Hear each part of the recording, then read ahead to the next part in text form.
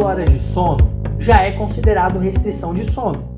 Como eu mostrei nas últimas aulas, 6 horas de sono está relacionado com mais resistência à insulina, mais inflamação e todas as repercussões negativas decorrentes disso, tá? O que eles quiseram avaliar nesses estudos aqui? Eles pegaram basicamente 19 homens que pelo menos nos últimos 6 meses estavam com restrição de sono, tá? Essa quantidade aqui de 373 minutos dá algo aproximadamente de 6 horas de sono por noite, tá? E aí o que eles quiseram avaliar? Se um final de semana de catch-up, que seria basicamente para repor essa restrição de sono, teria algum benefício na questão hormonal desses indivíduos, tá? Então, basicamente, eles passaram, né? Foi um estudo randomizado, crossover, que os próprios indivíduos eram controles dele mesmo. Esse estudo foi muito legal. E, basicamente, entre cada condição, eles ficaram durante 3 semanas, para conseguir entender de fato como esse catch-up teria um impacto significativo aí nos níveis hormonais, tá? Então, basicamente, o que acontecia?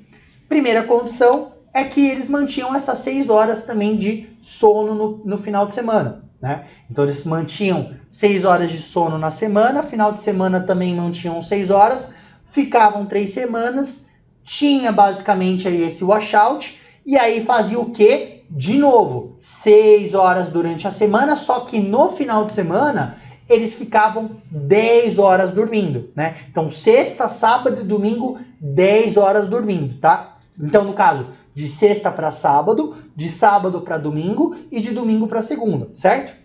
Ok. E aí eles avaliaram, né? Então eles sempre iam trocando essas condições do mesmo indivíduo para ver qual que era a resposta hormonal de acordo com isso, tá? Olha só que interessante. Os indivíduos que dormiam 10 horas de sono, então eles faziam esse catch-up no final de semana, a sensibilidade à insulina melhorou significativamente comparado com essas 6 horas, né?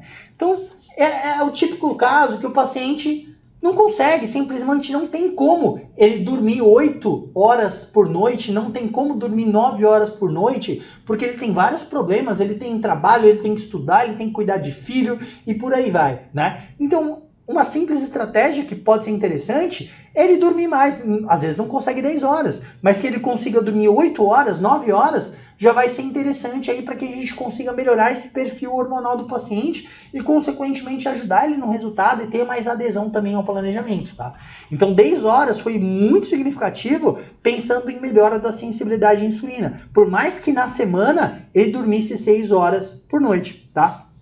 Enquanto peptídeo C foi maior no período de 6 horas. O que é o peptídeo C? Isso mostra o quanto de insulina, um indicativo de quanto insulina o pâncreas está liberando. Então, obviamente, se o paciente está com mais resistência à insulina, você concorda que ele precisa liberar mais insulina para que a célula consiga captar essa insulina? Então é basicamente isso. Por isso que os indivíduos que dormiam 6 horas, inclusive no final de semana, liberavam mais insulina para conseguir captar essa glicose que estava na corrente sanguínea, essa hiperglicemia gerado pela resistência à insulina, tá? Então por isso que o peptídeo C deu maior aqui com 6 horas. Roma beta e Roma IR também foram maiores aqui no de 6 horas. A testosterona foi significativamente maior aqui no grupo de 10 horas, tá?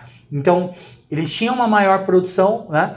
Não necessariamente uma maior produção, mas uma produção adequada de testosterona comparado aos indivíduos que tinham uma restrição de sono no final de semana. Então, quanto mais testosterona, mais um perfil anabólico, menos catabolismo muscular, melhor perda de gordura também, tá? O cortisol não teve alteração, pelo menos aqui nesse estudo, com relação a dormir mais e ter menos liberação de cortisol. Então, não teve uma diferença aqui significativa, tá?